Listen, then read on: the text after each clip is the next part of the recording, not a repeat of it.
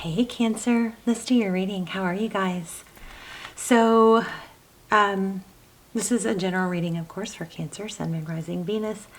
Just take what resonates, leave the rest. I'm getting, this is just came out in pre-shuffle, Six of Cups. So it's reminiscing, thinking about the past. I'm also getting a feeling, strong Temperance card and the Justice card. So both of those were about balance. So we'll see. They'll probably, typically when I feel a card that strong, they'll come out. But we'll see. We've got the Six of Cups here. This is one of my favorite cards in the deck. It's just a very sweet card, sweet vibe. It's thinking about the past. It could be somebody returning. It could be childhood memories. Oh look, and this came out in pre-shuffle also, Ace of Wands. So something new, passionate. But that new passionate thing could be somebody from the past. But anyway, that's just pre-shuffle. We'll see what's going on here. How are you? Hope you guys are well. Wow, look at that. The World card. Wow. World, Wheel of Fortune. Wow. Okay. So, something big. Look at this. So the Hierophant, the bottom of the deck. So the Hierophant speaks of tradition, it's truth, and it's ethics. It's something that you can count on. It's a very, very strong sense of, it could be family, but it's often a high level relationship, but something very traditional. Also very strong truth component to it. We've got the World card here, which is about cycles, things completing a new cycle. You know the story, when you get through the tarot, you go through all the cards and you get to where it's like the story starts over. Like you complete or graduate one cycle of lessons and challenges and triumphs, and you get to the world and hopefully you complete it and you get to start a new cycle of new lessons and accomplishments and challenges, and you grow each time. So that's what this World card is. So it could be that you're completing a cycle. You've experienced a whole lot of growth, and we do have some family. Whoa, I just said family. I meant to say money. Gosh, I'm kind of tongue-tied. Here we have the Wheel of Fortune. This is destiny. It is about fortune, often things coming towards you that are good, positive. This is an extremely positive reading. Wheel of Fortune. Fortune. Things that are destined. There's a completion here. Something that's taken a long time. I wonder if it does have to do with marriage. Definitely a high level situation, relationship. So the Knight of Pentacles is my favorite knight, because the Knight of Pentacles is an energy of coming in slow and stable. It's not the other knights that kind of tend to come and go. Let's clarify. Looking good.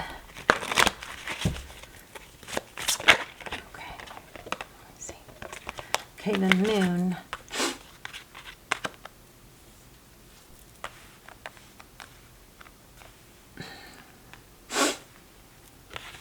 My nose just got really itchy too. Okay, so the Moon, something you can't see, could be things that are hidden, a foundation. So you may not see this coming yet, or you may not know, but it is something. You should know what I'm talking about, because it's something that you've worked for, you've put a lot of energy and effort into, and it's been a long time coming. This, again, this Four of Wands could be Twin Flame 1111, but very indicative of foundation. Why the Moon card, though? Why do we have the Moon card? Whoa, oh my gosh, you guys. Sorry, hold on. Gotta pick these up. That was me. I wouldn't say that was anything significant other than just me. Okay, so I'm going to show you all three that flipped. So we've got the Six of Wands. So that's, it's being recognized for your accomplishments. It's being a high value. It's not wavering, it's not sneaking, it's not cheating. It's a very solid substance here in this reading. It's kind of has that feel of being rewarded for not taking the easy road, or just, you know, really, maybe you're doing the inner work. We've got the Three of Swords here and the Four of Swords. So this also is very much looking like taking the time to heal is going to pay off for you in big ways. So because there is heartbreak here, there is separating yourself from things that, you know, maybe were hurtful, or taking the time to heal with this Four of Swords. The Four of Swords is somebody that's, it's not over, it's not done, but it's like he comes out of a battle just to regroup and rest, rejuvenate. So there is a big cycle completing. You guys remember we've got so many, like 6 planets in retrograde. Venus just came out of retrograde, but basically a lot of things in the recent past could have felt like off, or just not an even flow, okay? And it looks like you've grown. There's a big energy I keep picking up about self-reflection, personal growth, self-discovery. Let's get some on the, what's the Wheel of Fortune? This is about not compromising your values. Not stooping to someone else's level, I think. Okay. Celebration, friendship. It could be cutting out gossip. I'm saying that because I just got the King of Swords. The Three, wow, these cards are so slippery. The Three of Cups, it's, you know, community, it's getting together. The choosing friends wisely, not entertaining low vibe, you know, gossip type bickering. I don't know. This is about, so it is about communication. I was going to say it also is about, you know, a gathering, a get together, a union, some sort of union, but it also, this could be, it does look like we have some communication. Oh, could be travel, actually. Yeah, there could be travel.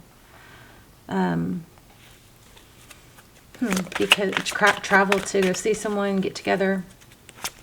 Let's get more on that one. There's that Temperance card I felt. Balance things out. Maintain relationships, friendships. The Temperance card is about doing things in moderation. It's not taking too much or too little, that it's boundaries. That's what I'm feeling here, boundaries. You know what, Cancer? That might be what this all is implying also. That you've learned to honor your own boundaries. You know, what happens when we don't speak our needs and our wants and we expect others, what happens is we just build up resentment. We sell ourselves short. And we actually end up trying to do more to please others, I think, when we don't speak our needs and our wants. We bend our boundaries more. You've done a lot of very big self-discovery. Okay, so it looks like travel coming. Chariot, forward motion, lots of perseverance. Look at all the major arcana here. Strong reading. We're going to ask some specific questions about love too. Okay, so we've got the Seven of Cups. It's kind of like you don't. This is a card. What I'm getting for the Seven of Cups is not to settle. You know, keep your options open. You don't have to make a decision, you know, immediately. You can play with it a while. You can just see what develops. Something like that. Queen of Cups. Wow, Judgment. Yeah, whatever. I think this is love, but this looks like it could be an apology. You don't have to say, if somebody comes forward and apologizes or gives you an offer, doesn't mean you have to give an answer right then. You know, you can take your time to think about it, or you can say, let's just see how things go, depending on the situation. I would not open yourself back up to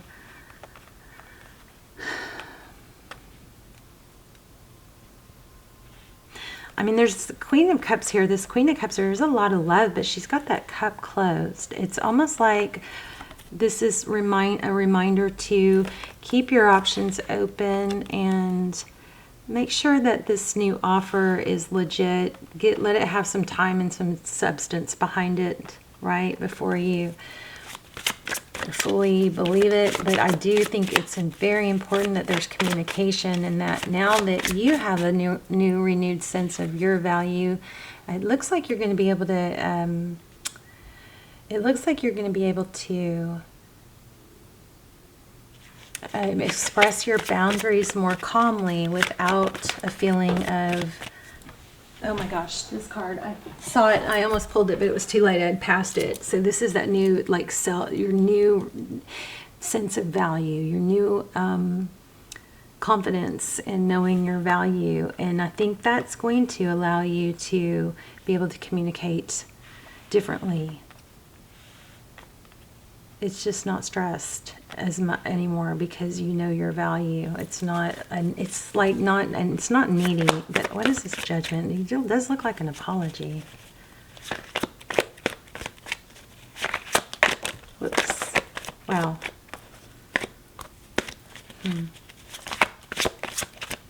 Why do we have Judgment?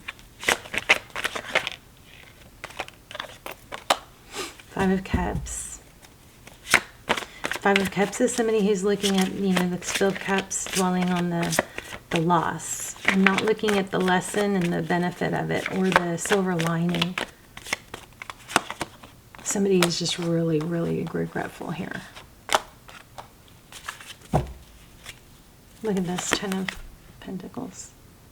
Yeah, somebody's waiting.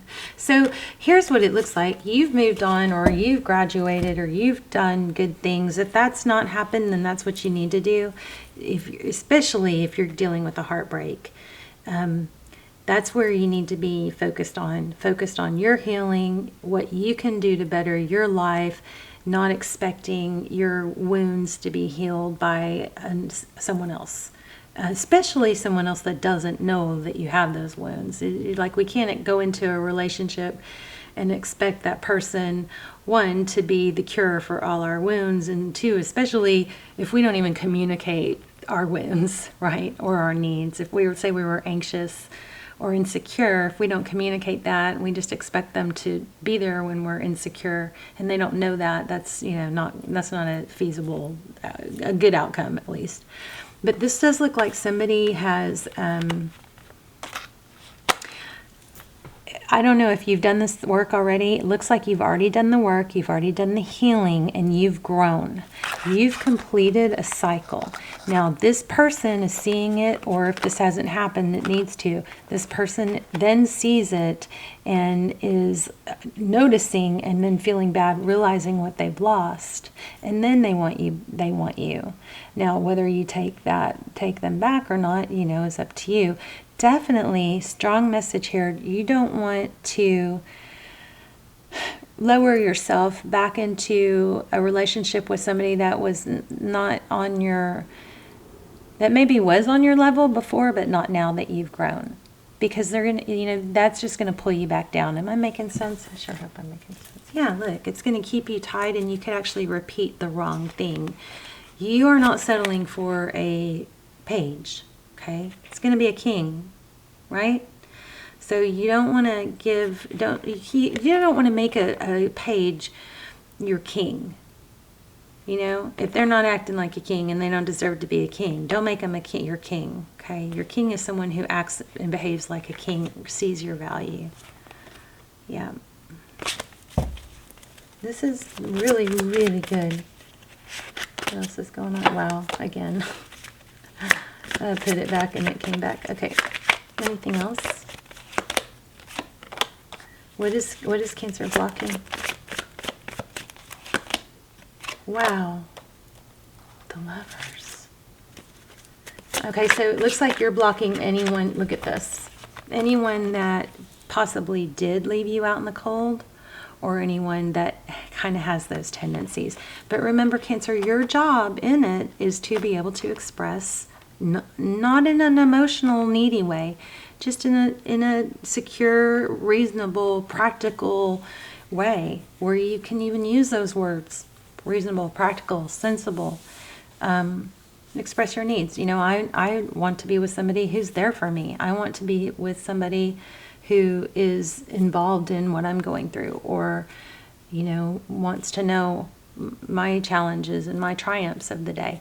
There's a strong need to not expect someone to meet your needs that doesn't know your needs. Okay, so there's a graduation there for you. Yeah, look at this. Just looking ahead. Progress. Just looking ahead. Not settling. Let's get some oracles. I am curious about this. Let's do it. Oh, wow. Okay, let me take the one that pulled. You deserve love. You are lovable. We knew that. You're going to be more in your power this next round. I just don't know if this person from your past is going to be able to satisfy playfulness. To recapture romance, allow your inner youthful spirit of fun to shine. Look at this. Clearly decide what you want so it comes to you now. Now remember, when you're manifesting love, or this person or any person, you're not thinking about them in the sad things that they did to you, or the sad things that happened. Make sure you're manifesting them in a light with a glow around it, you know, happy. So that's another thing that could be hindering your growth, is manifesting someone to come back, but when you think of that person, you think about the sad things. Well, guess what? Guess what you're going to get more of, right?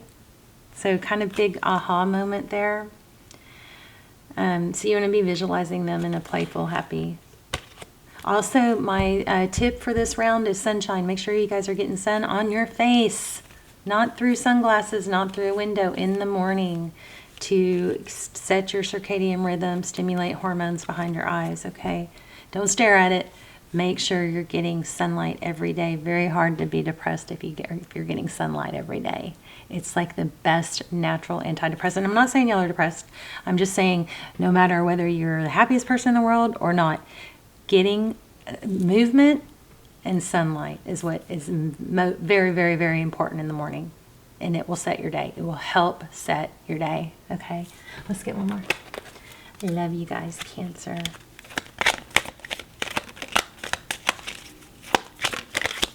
You guys tell me in the comments if you've tried the sunlight thing and you know. Okay.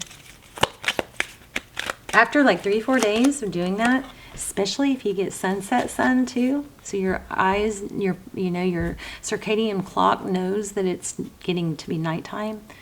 It's amazing. It's amazing. After 3-4 days, you'll be like, wow, I'm sleeping better, and I'm waking up earlier, and I have more energy, and I feel happier. It's like a happy pill. Okay, in order to change my life outside, I need to change my life inside. Once I am open to this change, my exterior reality will begin to mirror those new shifts. Beautiful. Oh, okay. Let's see, one more. The better it gets when things happen that cause me to feel good, I know there are much more good feeling things coming my way. The better it gets, and I keep rising up. That is so true. It's like movement. It's like activity breeds more activity. So when you're up and you're moving and you're physically active, body's in motion, stay in motion. Body's at rest, stay at rest. So remember that. Once you get that, sometimes it's not really it's not the motivation we need. Like there's days where I'm like, oh, I don't feel like getting out of bed. Maybe if I just sit here for a few more minutes or find something on my phone that motivates me, maybe then I'll get up and I'll get going. But that does not work. It just prolongs it. So I've tested this a gazillion times, and it's still hard, but you got to force yourself to do it.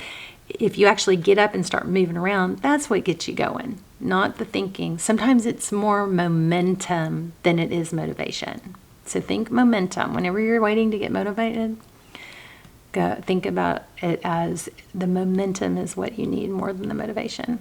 All right. Let's talk in the comments. I love you guys. Bye.